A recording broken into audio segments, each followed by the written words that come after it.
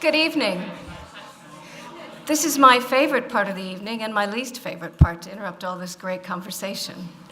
So I'd like to first of all start out by explaining. I'm Stephanie Liston. I founded WiTT in 2000 and am a director, continue to be a director, which is probably marginal corporate governance, but that it's very open-minded of the board to keep me on. We started this annual event for Mobile World Congress in about 2004 because lots of people hadn't had an opportunity to go to Mobile World Congress, and even if you did have an opportunity to go to Mobile World Congress, you probably didn't get throughout the whole thing. So it ended up being quite a popular event. So we've repeated it. And Mike Short has been a stalwart on the panel every year. So thank you, Mike. I'd like to thank the Digital Catapult tonight for hosting us, because this is a fantastic venue and gives us a wonderful opportunity. And Geraldina, in particular, has been super in helping us get all this organized. I have been trying for a few months, right, Audrey? No, it's really great. So thank you very much for hosting this evening. And thank you all for joining us.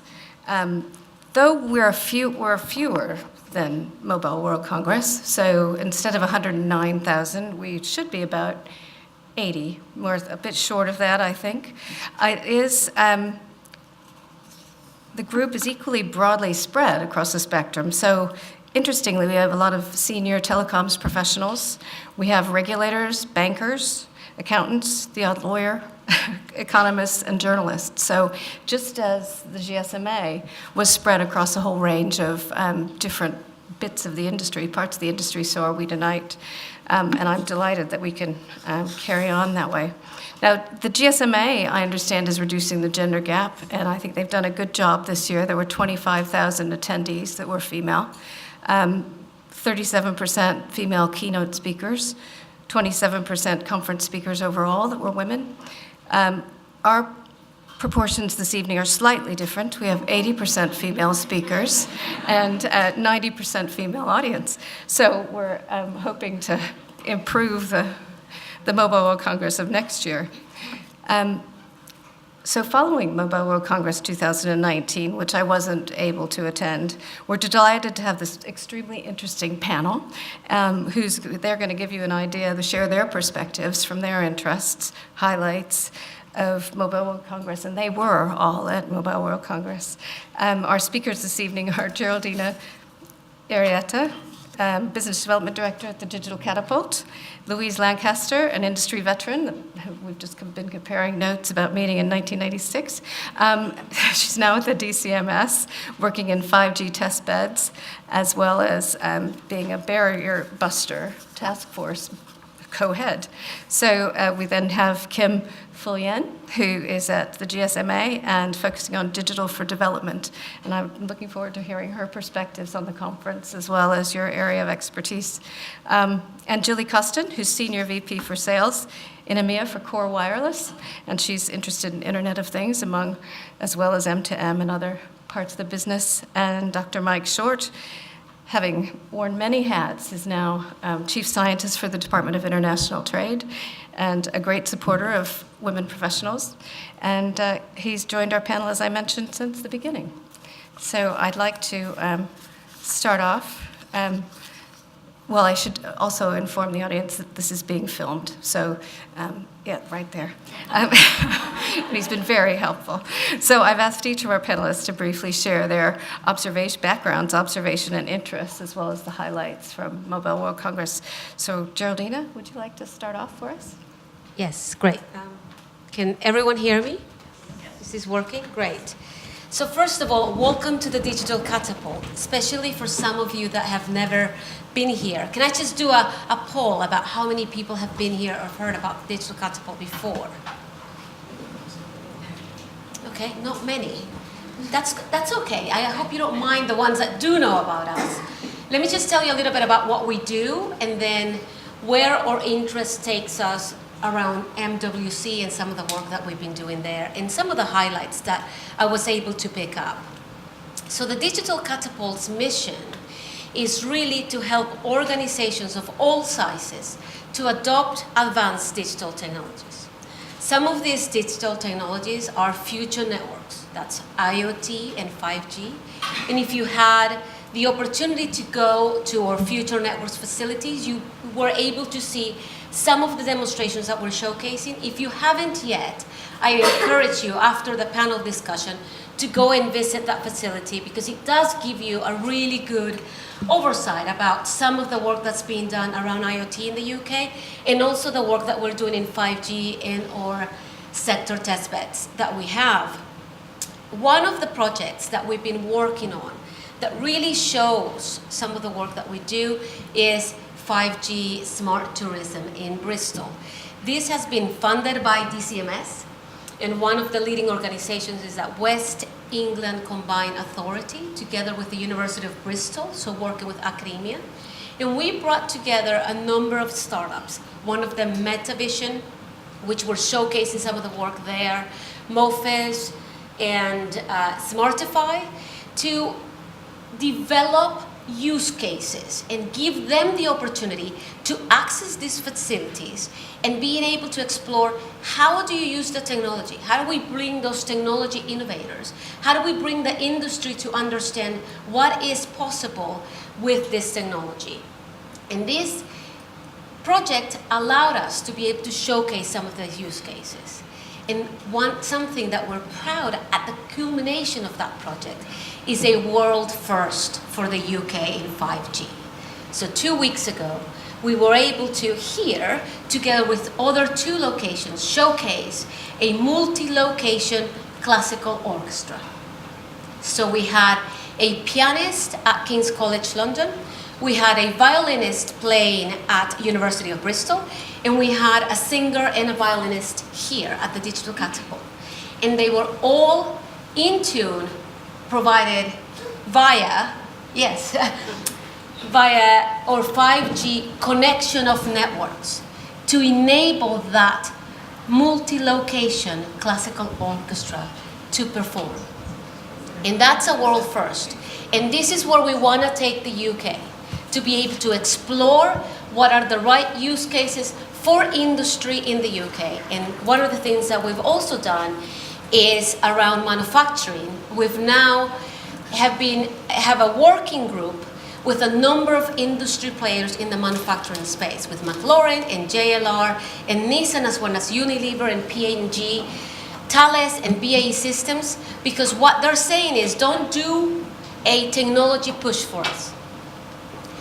Make us understand what is the business case that then justifies us investing in things like infrastructure and 5G. And this is at the heart of what we're trying to do, is working with different partners in the ecosystem around collaboration. And when it comes to MWC, for us, we wanted to see what was being showcased around use cases globally in 5G. How can we bring some of the learnings into the UK? But also we were showcasing the smart tourism project and highlighting what the UK is doing and putting that at a global stage. One of the things that we did notice is that some of the companies are still looking for that business case. They're going, yeah, great, we see some use cases, what does it mean for my own company? How am I going to unlock that value? So we're still continuing to see that trend. There are some companies like Groupon that were skeptical about what 5G can bring and what the difference is between 4G and 5G, and we'll continue to have that as long as we continue to educate the market about what the possibilities are and showcasing what is possible, what's the art of the possible.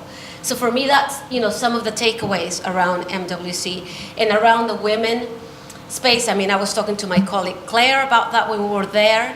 It feels there is a change. There's not so many women showcasing in miniskirts at some of the stands anymore, which is, it's great, because it does make you feel a little uncomfortable having that space. So I think the GSMA is doing a great job at being able to transform MWC as a very diverse and inclusive space. Thank you. Thank you. Louise.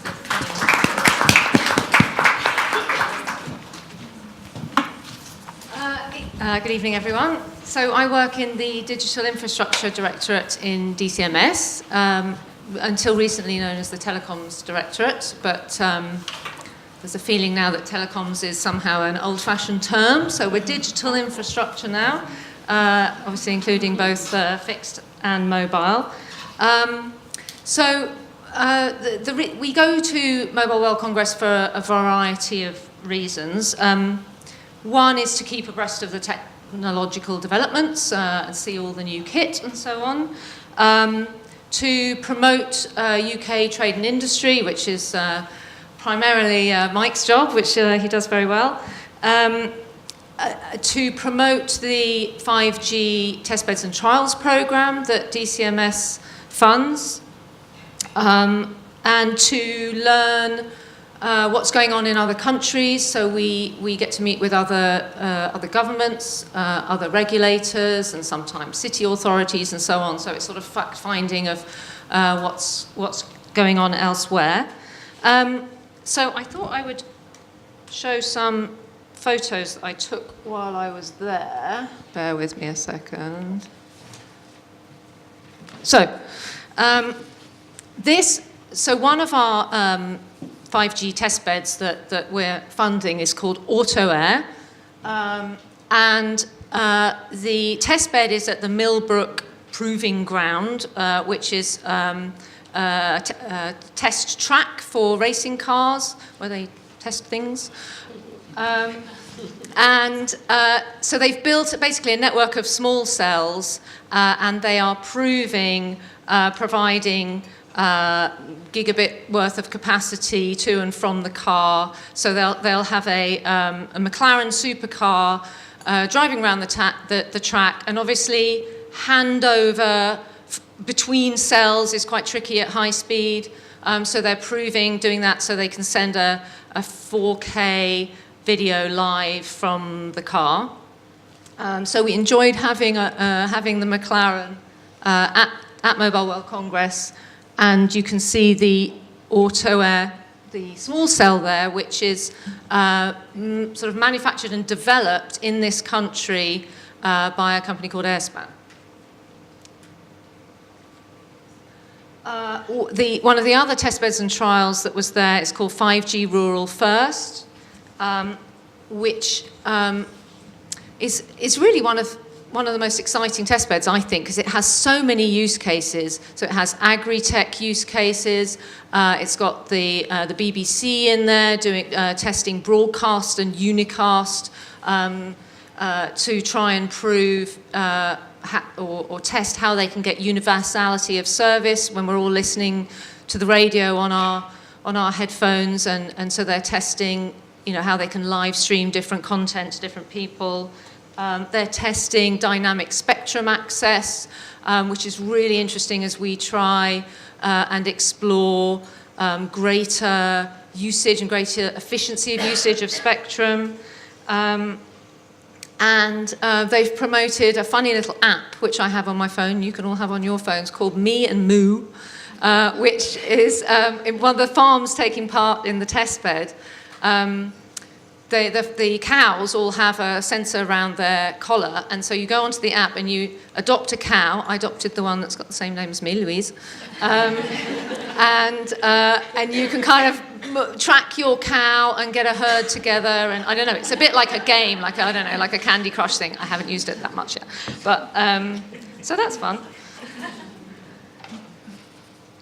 So this is my colleagues looking at some. This is one of the things that we geeky people love to do, is go and see the latest big rectangular things, the 5G versions of same. And we also get to see exciting new devices like the foldable double screeny thing that was on display this year. This is my colleague driving a vehicle in Sweden. So we're in Barcelona. The vehicle is in Sweden. Obviously, there's quite a lot of fiber optic cable involved in this. But at the end, in Sweden, is some 5G network that is enabling her to drive this vehicle. And lastly, we've still got a little way to go with diversity. We're not quite there yet. It's good. There were Yes, the women weren't only the ones on the surrounding the stands, but yeah, still issues. No pressure, Ken.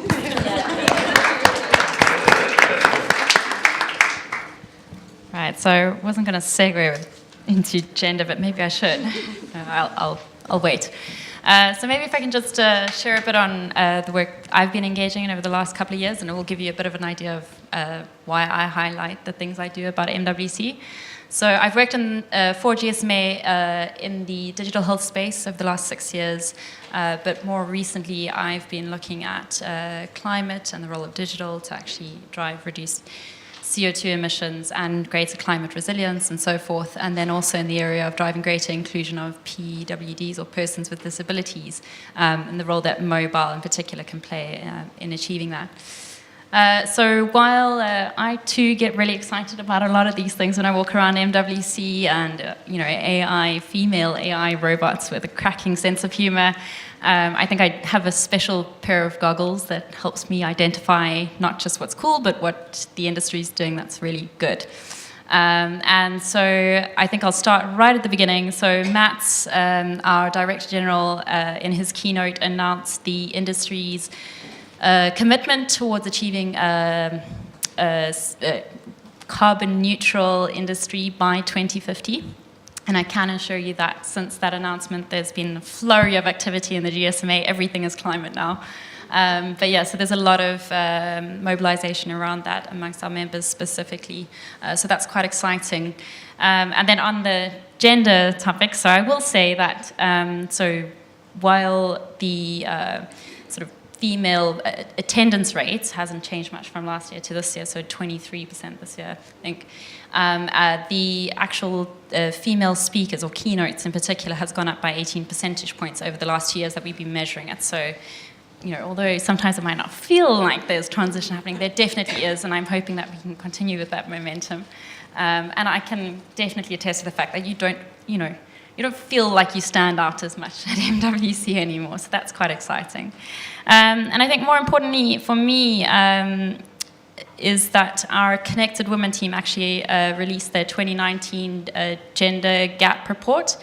And one of the most exciting stats that came out of that for me was that 80% of women in low middle income countries now have ownership over a mobile phone.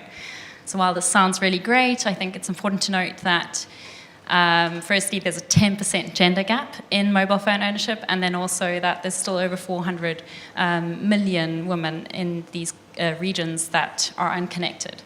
And then I think more importantly, when we start looking at things like mobile internet usage, the gap widens significantly more. So there's a 23% gender gap in mobile internet usage. And actually, I think apart from the fact that we want to make sure that the inclusion of women into the economy is not systematically excluded, but basically it also makes good business sense. So the report also showcases and explains that there's a $700 billion opportunity, economic opportunity of including women in by closing the gender gap on mobile internet usage. So I think that's really exciting. I think for me, in other areas of MWC, most people don't know there's a ministerial program that happens alongside the main conference event. And actually the same stats on attendance and speakers were mirrored at the ministerial program. For me, that's quite important. These are the people that are making the decisions at government level. And so to really see that same representation at ministerial program is really quite remarkable. And then we also have another sort of angle, which is YOMO, it's youth and mobile. So, and in the same track, we're trying to drive greater inclusion of younger generation of female or girls to actually get excited about technology. And maintaining on the sort of social good front, so Turkcell CEO, I'm not going to try and get his name right, but he actually won the award for outstanding contribution to the mobile industry.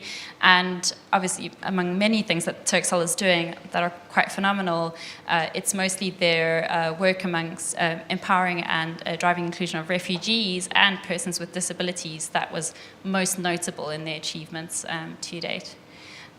So yeah, I think definitely a lot of stuff going on around 5G. For me, I'm always trying to understand the relevance of 5G for probably the populations that can benefit most from that. And while we're quite a far way off from seeing these networks expanded in lower and middle income countries, I think it was quite exciting to see a live remote 5G enabled operation. I have very graphic footage if any of you want to see it. But obviously, like the benefit in healthcare and remotely facilitated operations, this is not a new concept. So remote operations have been happening for some time, but in certain operations, that latency or reduced latency is far more, it's a requirement. So I think that's quite exciting to see that happening. So yeah, I definitely think the industry is doing a lot of good, and the fact that this social good means good business is really exciting. We're seeing a lot of our members willingly start to invest in these types of solutions. So yeah, that's my view on NWC. Thank you. Hi, I'm Gilli Coston. So I work for a company called Core. Was born in Canada in 2003, and started in telematics, which was the previous name for machine-to-machine, which was the previous name for IoT. So I feel like I've been around the industry for a very long period of time, but I was very lucky to join Core about 5 years ago. Previous to that, I worked with Telefonica. I know there's quite a few Telefonica people here, and I very much enjoyed developing IoT and M2M applications. So I started going to Mobile World Congress about 10 years ago, and encouraged by someone not too far away from me. And it's really interesting to see how it's changed, because I went originally as a mobile carrier to see all the technology and enjoy the different aspects of how it was changing. And just a few years ago, it was like every single stand had IoT, IoT, IoT, IoT. It had to be on your stand. It had to be in a business case. And so I think what was different for me this year, I was down there with about 14 colleagues from around the globe, being an American and global company at heart. North America and Canada particularly is really strong for us, so we're just growing in Europe and growing the brand. So it was really interesting to go down there this time with Core and see so many customers rather than carriers. So every previous year I've had copious industry conversations, technology-led, very little on the use cases and the benefits and how that's really changing lives. And that, to me, was what was different this year. There was many more customers there. I don't know whether it was just me or whether other people really felt the same, but I had 24 meetings, and 22 of them were customers.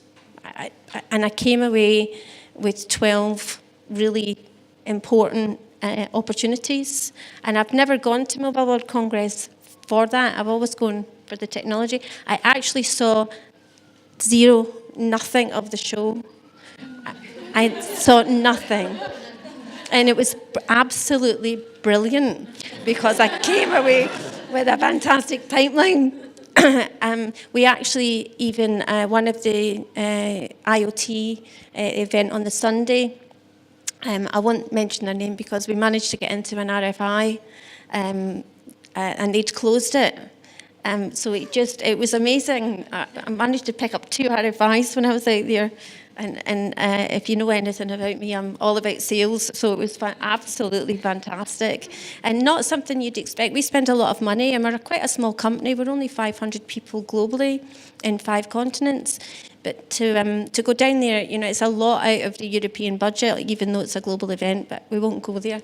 But I've really, really enjoyed meeting with customers. We only saw 2 vendors there, mobile carriers. We're a mobile carrier ourselves, not owning a radio network, but providing infrastructure and services to lots of IoT MVNOs and capabilities. So it was really interesting also with them to see that IoT IoT had sort of changed to digital transformation. And for us, I think that's really, really relevant.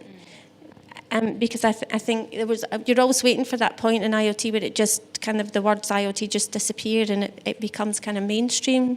But the digital transformation's important because in the Internet of Things world, you see a lot of applications that are trials, or they get to a massive 5 or 10, maybe 20,000. That's quite a large number, but it's not sort of the 50 billion devices by 2025.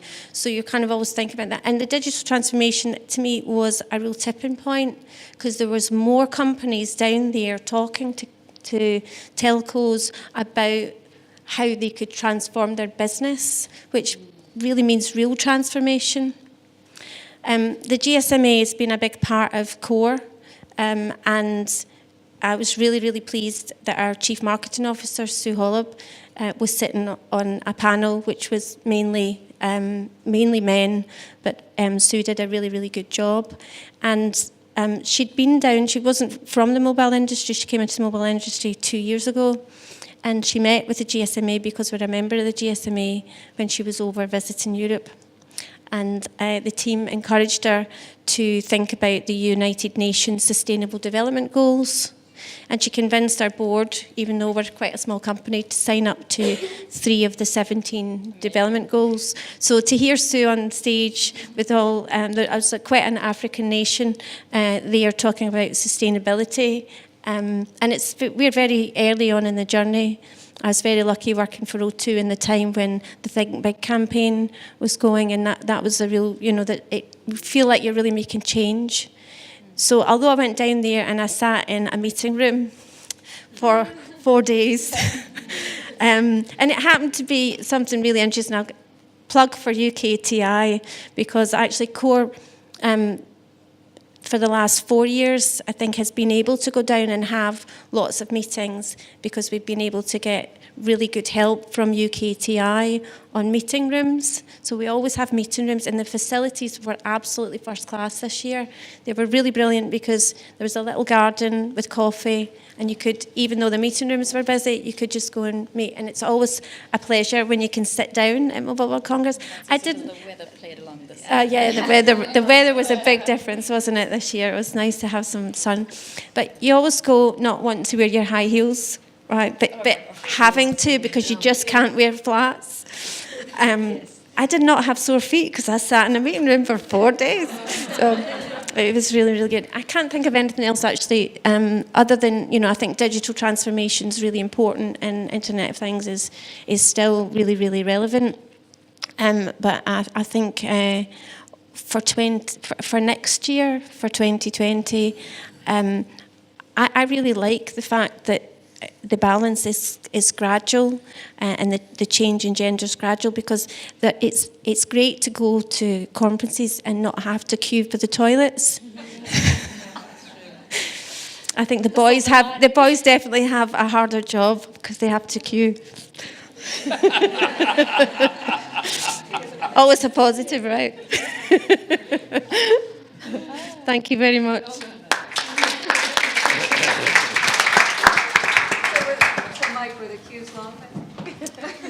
The queues are quite long. Now, let me just add, I'm here for diversity, okay? But age diversity, in my case. So I've been going to Mobile World Congress for some 30 years now, and it's continuing to change. And it's no longer a mobile congress, it's a digital congress. And I think the theme this year of intelligent connectivity was a very clever move, because actually this is about a service and a technology for everyone. And thinking about intelligence, we can think about the use of data, think about new forms of connectivity with that, but also applying it to so many sectors in society, so many customers.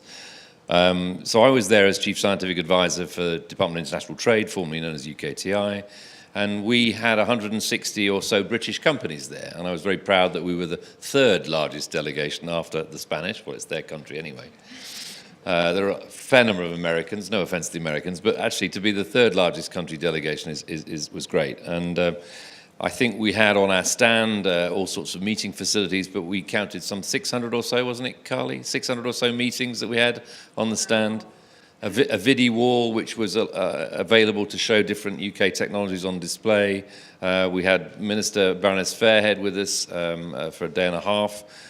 We supported certain receptions, so a startup reception on the Sunday night. I had to give the ministerial speech, which was tricky, but there we go. We supported other things like the Global Women Telecoms Network, I think, on the Monday night. We supported lots of activities for the British delegation that were there. To me, the key themes that stood out, I think in summary, 5G is real because we could see real demonstrations of which the UK presence was notable, not just the McLaren car, but also some of the other ones you referred to, Louise. I think the whole area of 5G and coming to life with devices, 15 or so devices were on show, not just the foldable phones, the expensive ones, but also the cheaper ones. And if they all come to market as they're expected to do this summer, then I think we'll start to see service. So it's quite a tipping point, really, in terms of the industry, where some of those who've been involved with 5G for 7 or 8 years can now see real life, coming along. I think the area of Internet of Things was very interesting. Certainly, we could see that transformation story you just described, Gilli. I think we could see lots of things, not just connected cars, of which there were many, but also, connected streetlights, connected smart homes, connected smart city type applications, smart meters, lots of health and wellness. So again, many sectors being touched on by that connectivity piece. Behind it all, there was still concern and opportunities seen with issues to do with data. How do you handle the data transfer? How do you maximize the delivery of that data transfer to the right people, but with the right trust and the right ethics? And actually lots of specialists, some might be called distribution specialists or MVNO specialists or IoT specialists, were talking about those areas of privacy and trust in a very positive and productive way. I think we also saw much more attention towards the Sustainable Development Goals, whether it's for some parts of the world, such as Africa, rather than necessarily Northern Europe. But I think the Sustainable Development Goals is almost like a call to action to look at those 17 UN Sustainable Development Goals, and how can we compare the case studies that exist in different countries for each of those 17 goals, because it's a good basis for dialogue and comparison. And to me, if we can make a difference to healthcare, if we can make a difference to agri-tech, if we make a difference to these other areas, that's very important. That's what we're on this planet for. I think what's also interesting, I think, to me, is the global scale of it, not just in terms of the raw numbers, but the number of countries. I mean, 198 countries. Tell me how many events attract 198 countries. It's enormous. I mean, it's a global standard, of course, but 198. There are barely 200 people in the United Nations. So to reach 198 is fantastic. Some of the figures to do with the impact on Barcelona as a city were enormous. 473 million euros apparently spent on local trade, whether it be restaurants, hospitality, or even the 14,000 part-time jobs generated during Mobile World Congress and the build of the stands and the takedown and so on. 2,400 exhibits, 120,000 square meters. That's even before you get into the startup festival called 4 Years From Now. Some of the awards, I had the privilege of starting the awards close to, back in 1996. Those awards have really gone on to another level where people really compete for those awards, and it generates publicity in all sorts of ways that a standalone can't do. Publicity that may generate, why did you win that? How did you win that? Some companies getting orders on the back of awards, some companies getting investment on the back of awards. It's really quite extraordinary to watch. I remember when SwiftKey did really well a few years ago before they were bought out by Microsoft. It was on the back of some interesting awards, but also fortuitous meetings. So you also get the whimsy, occasional unstructured meetings, which are very interesting. So although the UK, in the Innovation City, we had the UK McLaren car, I mean, we're already, I think, looking to see from a trade point of view, what do we better a McLaren car with? Some discussion about, should we take a double-decker bus, kitted out with 5G or IoT or AI and big data? Aston Martin next year, maybe. Well, Aston Martin possibly, but, James Bond is not always available. Miss Moneypenny neither. I think the variety of things, we could do is enormous. But I think we're here to kind of take any questions now, and I really enjoyed it. I think we had a great show from a UK point of view, and it's great to be part of this international panel tonight. You may notice the nationalities here are quite diverse as well. So great to be here. Thank you very much. Thanks, Mike.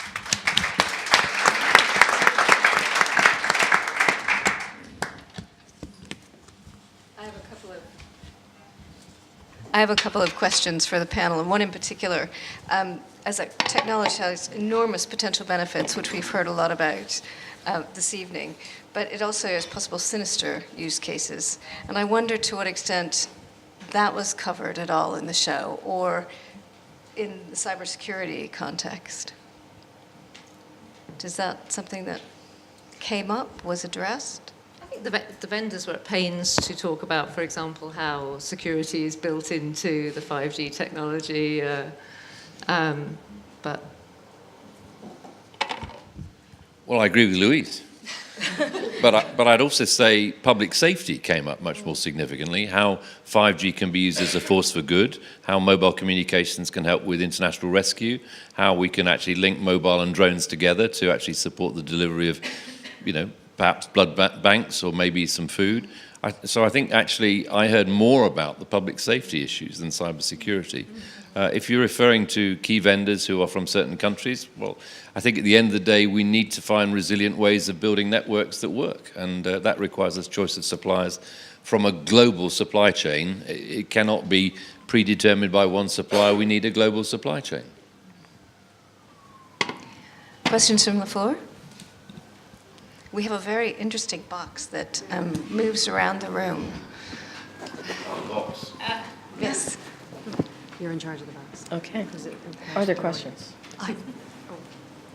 And if you have a question, if you could stand up and say your name and where you're from, that'd be really throw helpful. It to you. You ready? That's the point. oh my goodness. Thank you. Hi, my name's Zoe. I recently left Tata Communications, and we worked in the Formula One industry and technology generally, fixed and mobile.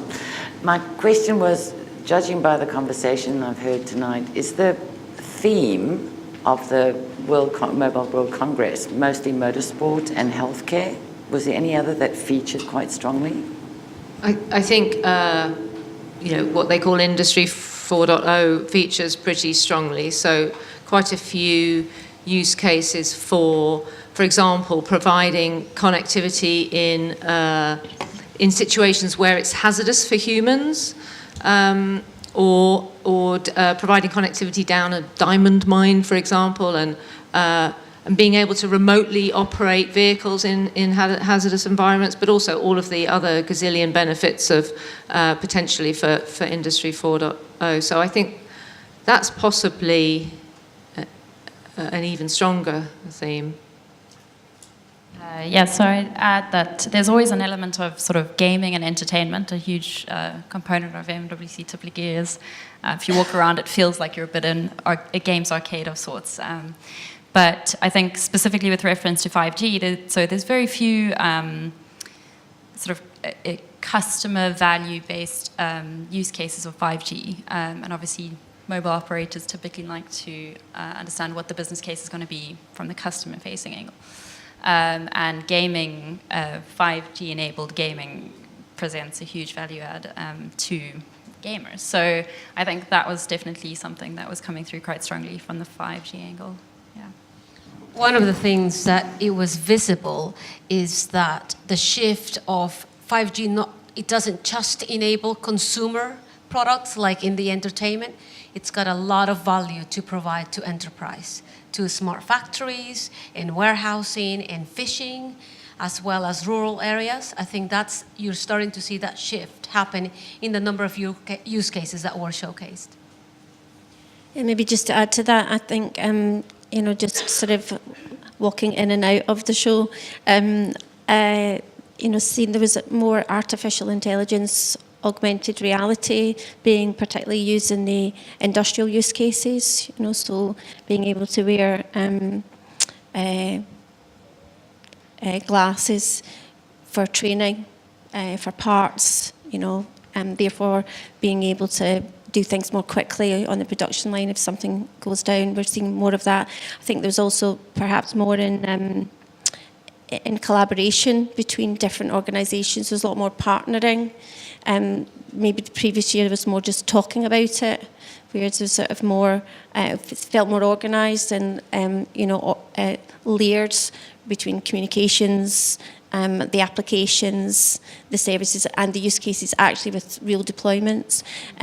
Maybe one other thing on the artificial intelligence side was the robotics. Slightly sinister to Stephanie's point there, which was the one I remember was the really lovely male and female robots that were there to care for you, and that huge big strapline that said, robotics, the killer application. I just don't think I would have put killer and robotics together, but definitely more of that. I'm not sure who thought of that one. Yeah. Sorry, I just quickly, while we are on the AI, so I think one of the themes, given that we care about gender inclusion, but I think one of the things that did come up a few times in both sort of like the conference proceedings, but also from some of the solutions that were being showcased, is the need to not only drive diversity and inclusion from a products perspective or services perspective, designing services for women, but actually having women involved in the development. So, for example, the quirky AI female robot that I mentioned earlier, I don't actually know that there were any women involved in programming her. So I think they're trying to show that in order to drive inclusion of digital or greater digital inclusion of everyone, you need to have everyone involved in all stages of that. So yeah, that was definitely a key theme throughout all of the conference proceedings. Thank you. Other questions? Yes. On the back of the head. Should we go there and then? Yeah, thank you. My name is Dita. I'm from a startup, and thank you very much for the enlightenment.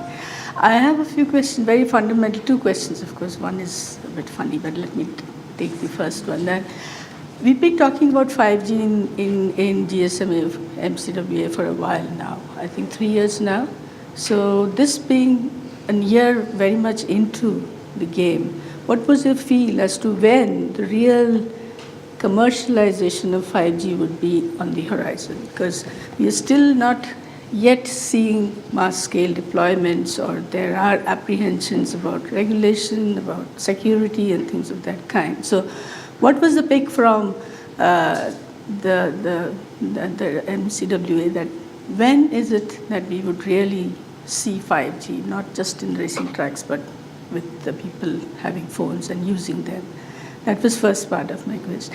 The second part was to understand that if we are making so much of money, like 400 and 500 million pounds on this occasion, why are we not getting that into the UK and have it like an Olympic style, where every country now is involved in 5G, would host it every year, and not just the benefit being going to one country, if you like Spain, for years now? Well, so that's just an open question. Thank you. Would you like to take the UK You take the question network first? Or? Well, when are we going to... well, I would ask the operators. I mean, the standards... Well, the first phase of the standards only just been developed. I don't think the second phase quite has been, or it only just has been. So the standards are really new, and then you have to have, the equipment ecosystem developed on top of that. I mean, supposedly we will see some initial deployments this year. In UK cities, we understand that deployments of non-standalone 5G will take place from mobile network operators. So I think we'll start to see it this year, is my sense. Yeah, I think to add to that, so Mike mentioned that this was the first year we were starting to see some real examples of the applications of 5G. I think what our members are probably still waiting for is like concrete business cases that will guarantee that they're going to get return on a rather large investment in these networks. So I do think that many of the members are willing to start taking the risk and hoping then obviously that the killer apps are going to follow, and the enterprise businesses are going to pop up as they do this. So create the environment where that can happen, and then hopefully we'll see greater innovation in the space. So I do agree that I think this year you might see already some networks.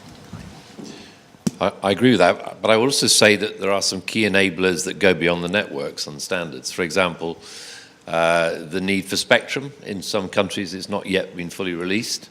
Clearly, having more spectrum available really helps the economics of this case. I think some of the regulation around where can networks be shared or maybe have neutral host type solutions, I think the regulation needs to be stable. I think access to sites is key. You go to some countries and there's much better access to public land. I know I work for the government now, but actually access to public land is quite helpful for sites and coverage. But the devices is a key point. So the fact that the devices are coming on the market is really helpful.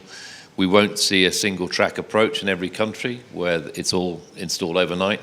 Installing a new network is a 3 to 5 year program, but at least the start is well underway and the starting pistol's been shot. But on the other point about why Barcelona rather than London, for example, well, when you have 109,000 people, you've got to think about a few things, like where's the capacity for a conference? Where's the hotel capacity? What about the climate? What about the restaurants? What about, you know, the way in which meeting and mixing can take place? So from a trade point of view, we've certainly looked at different venues for different activities, such as Mobile World Congress here in London. But those factors I've just listed all come into it. We do have London Tech Week coming up in June here in London, and that will be perhaps one of the better events for telecoms, AI, big data. COGEX is part of that, as I understand it. So more of the artificial intelligence will be part of that. But I think that when it's a World Congress on that scale, you just can't move it around. That's why it's been in Barcelona for 13 years. It was in Cannes every year for 10 years. It's very difficult to move once it's in a location. And actually, it's convenient once you know a location to keep it in that place. So I think on the economics of what can the UK get out of it, actually, we need to do the things like a mission to Barcelona and then make sure that we can bring in the inward investors who may be interested in doing some work here with customers in the UK. Maybe export some things from the UK to other countries based on meetings that take place in Barcelona.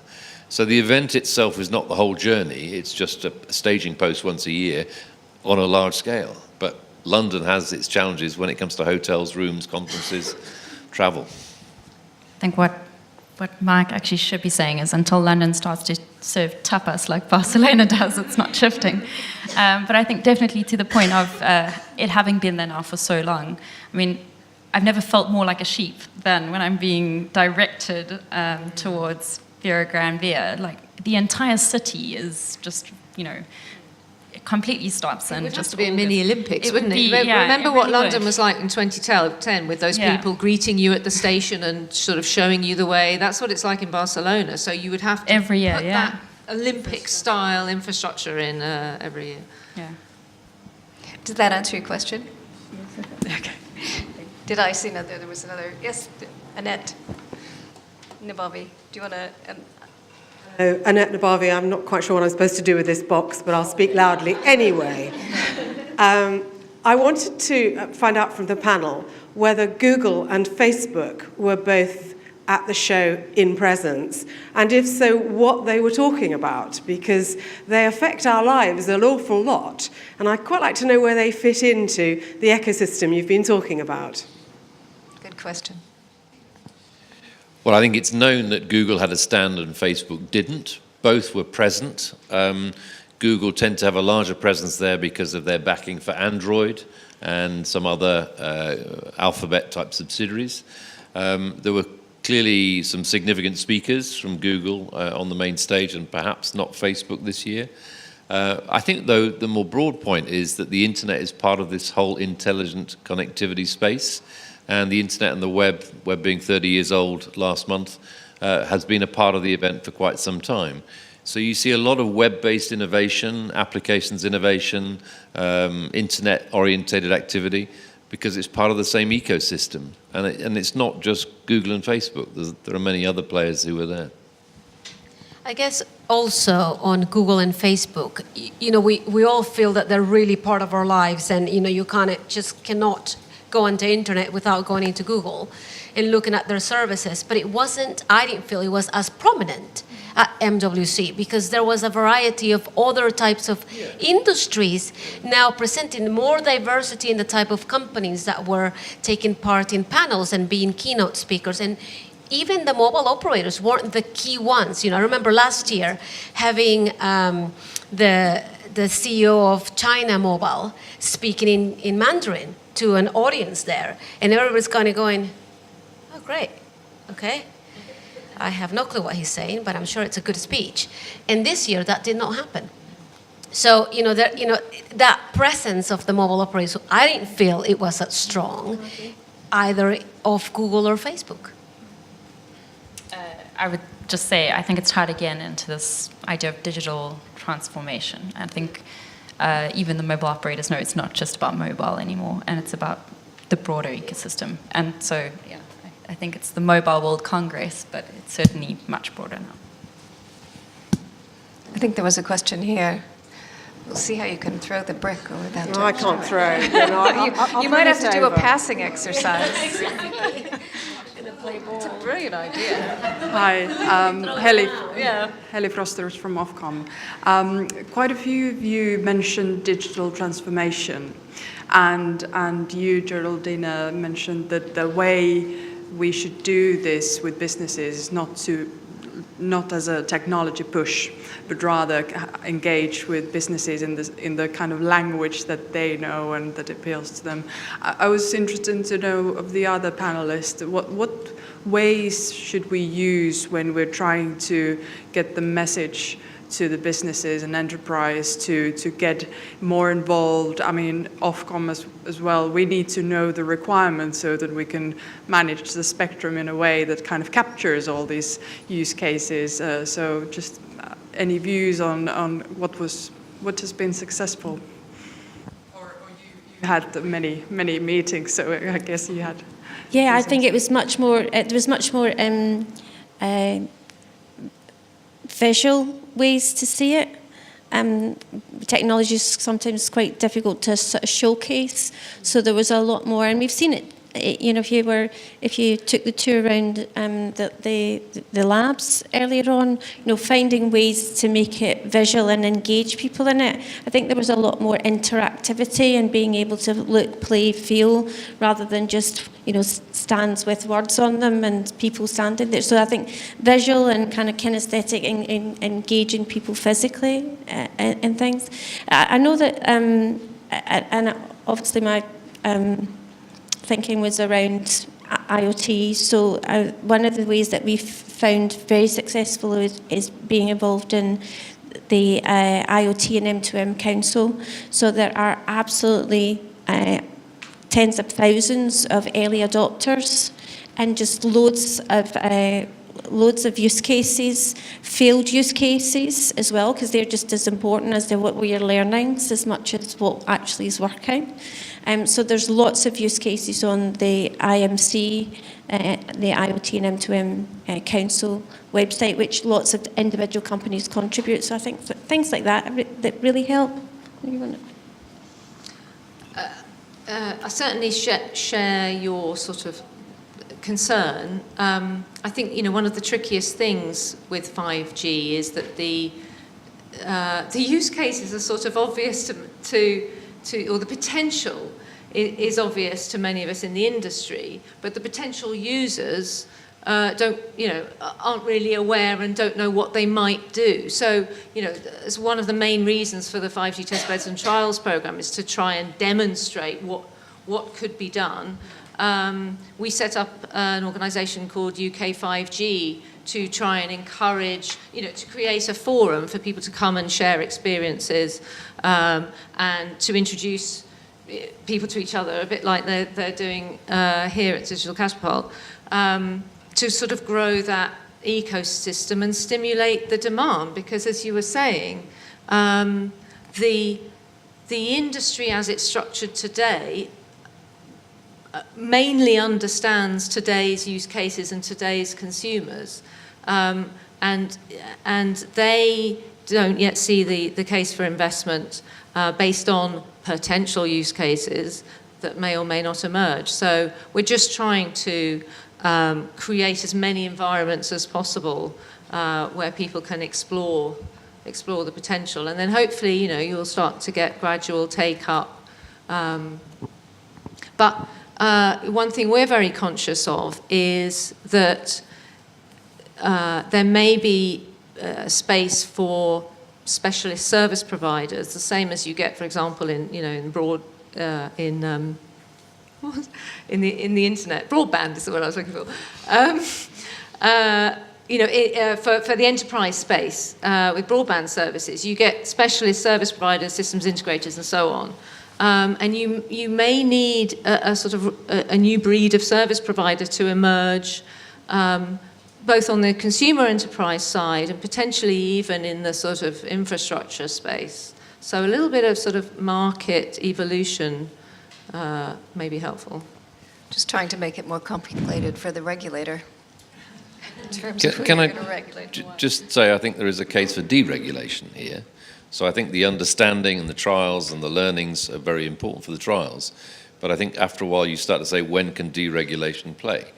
And if you think about, for example, how the UK may only have 3 or 4 operators, but 50 service providers, that makes us different. So we already have a lot of services competition. You might not feel it's enough, but services competition, I think, gives a key lesson for what we might offer going forward. But I'd also say that there are some lessons about economies of scale. And it's very obvious that some of the leading markets have 3 operators for big countries, and the UK is a small country, really. And therefore, there may need to be some international thinking about scale.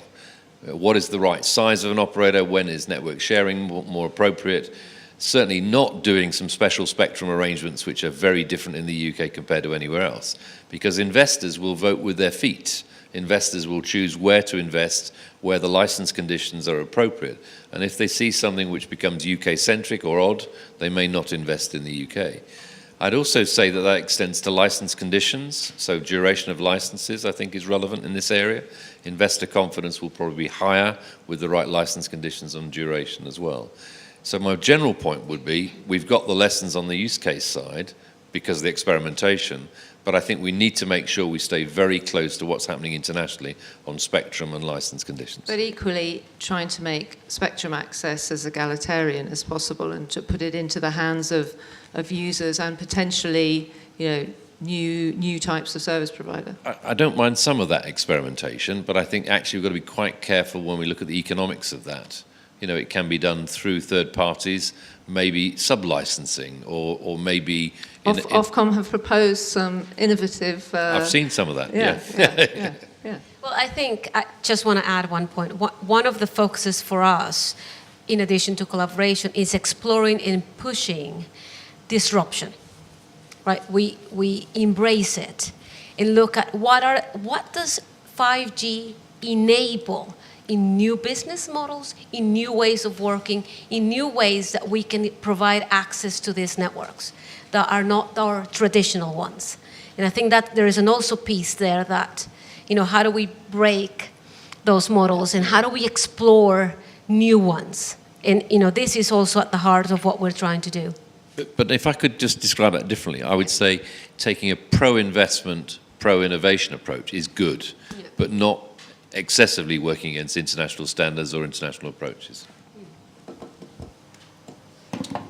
Thank you, and thank you for the question. Okay. Wait, yeah. Yay, I love this. This is brilliant. So based on the launch of the 5G capabilities, do you look back on when the 4G network was launched and what promises and commitments were made to the industries, and did we deliver on those? Even just reach? Well, I had a hand in 2G, 3G and 4G, so maybe I should just take that. I think any operator who's invested in 4G has got certain scars and some lessons, and there is little doubt that 5G also brings more capacity, not just more capability. So I think anybody will build on what they've got, whether it's customers, whether it's sites, whether it's existing spectrum, and that will pace the effect of 5G. But at the end of the day, it's demand that's the key driver for 5G, and that's why some of the trials and test beds are absolutely vital. That's why learning from other countries is absolutely vital. But But I think what we can see now is from 4G, huge growth in video, and that's a key driver for requirements of spectrum and more capacity. We will see other cases, such as the huge growth in the Internet of Things, which will also be a key driver for more capacity. But it won't all happen overnight. So I think lessons will be learned in a variety of ways around the world. Did that answer your question? Do we have any more from the floor? Yes? It's going to be a twofold. I love this. Hi, Greta van Houtven. My key question is, do you run across, again, with the speed of change in technology, people who are saying, well, let me just skip 5G and wait till 6G shows up? This sounds like... This sounds like the Donald Trump question. So Are you saying that because of my accent? No. I'll expand. This sounds like the Donald Trump question. So Donald Trump said very recently, I can't wait for 6G, and it's believed that the briefing was all about Wi-Fi 6 and he got confused. Wi-Fi 6 is a variation of Wi-Fi, and that's interesting, but it's not 6G. Yeah. So if we go back to basics, I think the speed of technology is continuing to speed up, but it's only as good as the application and the demand that there is. So we need to have a responsibility to talk about it and discuss it and make sure it's understood rather than foisting technology per se onto people. I think what's more important rather than any G is the service that the customer wants. And I don't like the term 6G because I think it's meaningless. It's a long-term research program. It's not going to be seen within 10 years. Therefore, I think I'd rather concentrate on what we can invest in and innovate with today, whether it's Wi-Fi, whether it's 4G, whether it's the beginnings of 5G. I'd also add in that we haven't mentioned, for example, the roadmap of Wi-Fi very much tonight, or the roadmap towards satellites. To me, smartphones 12, 13 years ago brought in Wi-Fi and cellular in combination in the same handset. So we're now in a multi-network world, which is going to involve Wi-Fi and cellular and satellite going forward. And we need to therefore think about what does that enable in the way of new services and new functionality. Again, it sounds a bit of a techie answer, but I think we've got a lot to do before we get into any new technology like 6G. And I also think there's a lot of use of 2G still in the developing world. So I think, Gilli, you've got doing something interesting with your company on that front. Yeah, you were reading my mind there, weren't you? Yeah, so one of the comments that I had from one of our customers, was a mobile carrier who we work with in Africa.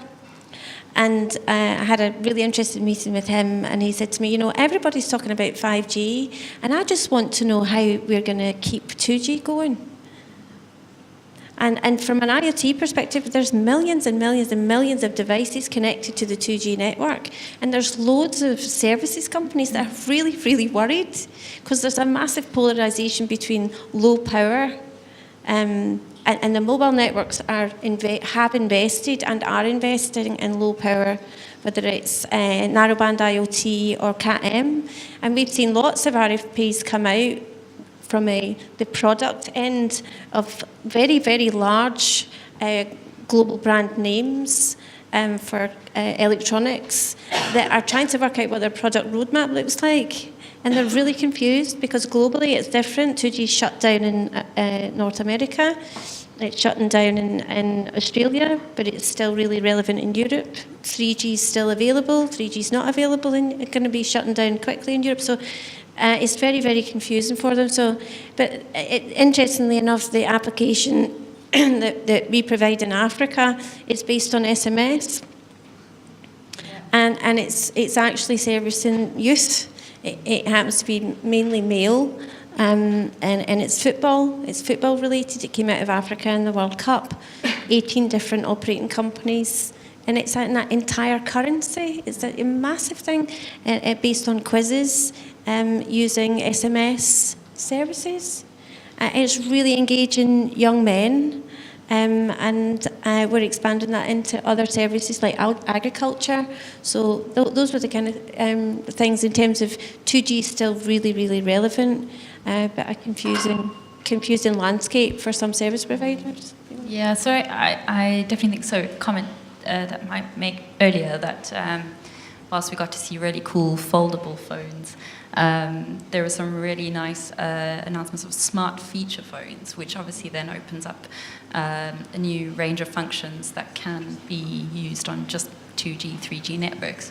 And I can assure you that there is no lack of innovation on services that function off 2G, 3G networks, especially not in lower middle income countries. So I think definitely region specific, but it's, yeah, in the regions that we as Mobile for Development have been functioning at least, it's very much alive and active and will be a key network for the foreseeable future, I think. So, yeah. One more question from the floor. Oh, that's easy. I'll hand it over to you. Or perhaps two. So I was wondering, I wanted to ask the panel, what do they think MWC 2020 is going to look like, and what is going to be the main theme?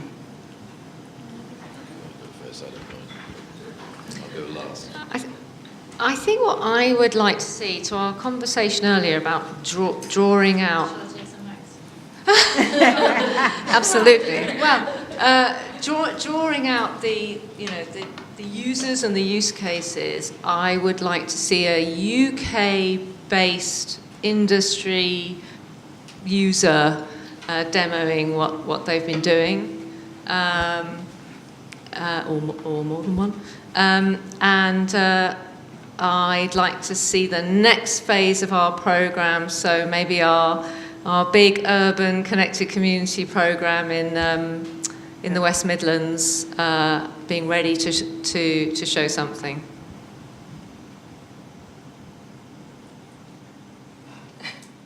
So I'll say, or state the obvious, I'd love to see more women at MWC next year. But actually, I think what we already saw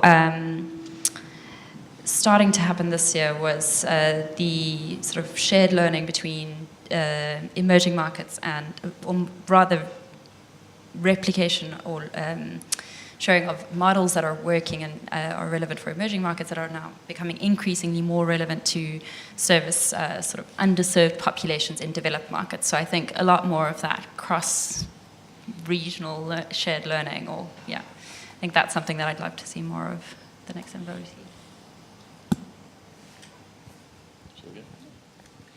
I'd like to see two things. I'd like to see much more attention given to digital wellness, because I think what we're seeing is insufficient health activities around how mobile can make a difference, whether it be for wearables, whether it be for things that can be worn and sense things, such as environmental pollution to alert against asthma. I would like to see much more in the way of digital wellness, where mobile can make a big difference, perhaps with the help of cloud computing and the internet. My second wish, I think, is to see much more attention given to satellite, because I think we are under clear industry restraint in terms of capital, and I think some of the coverage benefits that come with satellite are understated and have been underrepresented in the past. I think this year we saw a step up of interest in the satellite community, but I think we can see some real solutions where satellite can play a much bigger difference going forward. I think for me, I would love to be able to see more of the UK showcasing more world firsts, and to be able to put us at a global respect of, all other countries looking at us as we're leading the way in the way that you apply this into industry. And another thing that I would love to be able to see is industry talking about the benefits and not the technology and the companies actually talking about the benefits. It's if them are coming to the table and saying, this is what it did for me, this is how I can do it, now I understand that, absolutely it makes sense. I think that will be a turning point. Yeah, maybe I've just add, I think, Kim, you hit the nail on the head at the beginning when you talked about climate. Links a little bit to your point, Mike. It's a huge platform. It has a big voice. And to pick something that's beyond technology, that has a world benefit, would be a really nice, it's a global platform with 198 countries, so maybe something around the climate and linking that to GSMA's intentions would be really good. Thank you. I think there's one more. Goodness, I'm allowed a platform. Thank you. I'm Melissa from the Catapult. I guess just based on that, those points, and you were talking about this is about demand, and the question on 6G is, I guess I was just wondering, are there any key consumer trends that you think are going to propel this into adoption? Because I do think part of it is about social behavior. And I'm focused on the creative industries, and it's very much, you were talking about gaming and how things are now evolving. I guess I just wondered if there were any key things you took away from the actual show in terms of, I know there's lots of industry applications, but if there's anything that's going to be a turning point where you think, yes, that's where this becomes an infrastructure play, or it's something that people are now going to be, you know, it's going to transform how things are shaped.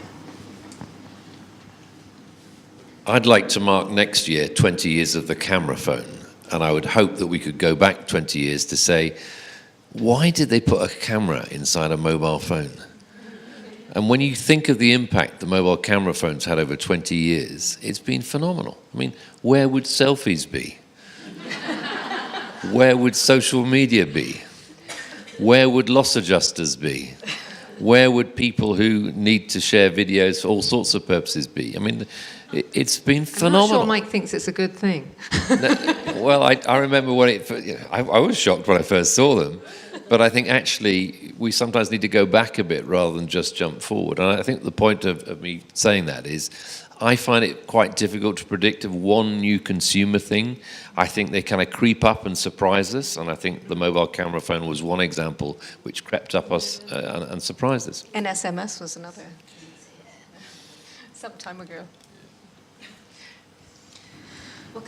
Well, I just want to add, I mean, you know, what's really noticeable is that if you give consumers a tiny bit, they'll take it and they'll use it, and that sort of drives demand. So as soon as we can use the internet a bit, you know, we want to use it more, and we drive demand in broadband. As soon as we can start watching things on YouTube on our phone, we want to do it more, and first of all we just do it when there's Wi-Fi, and then I'll just try and see if I can do it on the train, and then I can. Okay, so I'm going to try that more. And now, I mean, with all of this that's been going on, I've been watching the Parliament channel live on my way home from work, and you know, even a year ago maybe I would have thought I was chancing my arm watching live TV on my phone. So I think the there wasn't so much going on. Exactly.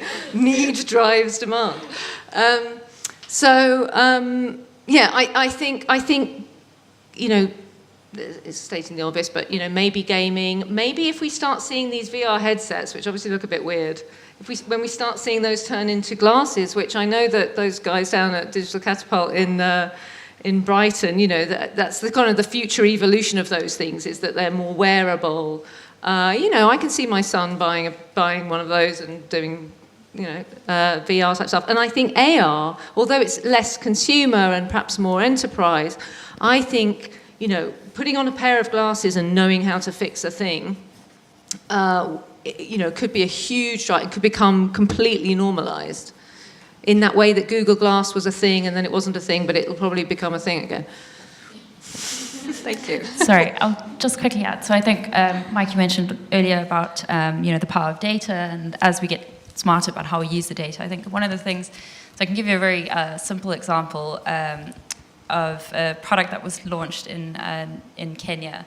And the way that they identified the need for the product was to actually analyze data of what their customers were doing, so it was around sort of M-Pesa or mobile money transfers. So they were trying to understand what was happening just before the transfer and what was happening just after.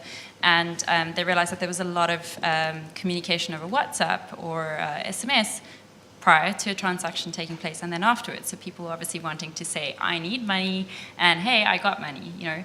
So designing products around what you're identifying as trends in data, but with that very user-centric approach, I think would be probably where we could still, we make more of what we've got available already. So use that data more effectively to drive product optimization. Can I just say nobody's really mentioned payments, and I think just the revolution in payments with swiping smartphones to pay for underground journeys, that sort of thing. I think we're going to see a lot more attention towards payments and mobile commerce going forward. And it took a long time for that the tapping cards was about 15 years from when that technology came out to when it actually was consumer adoption more widely. Can I ask to thank the panel?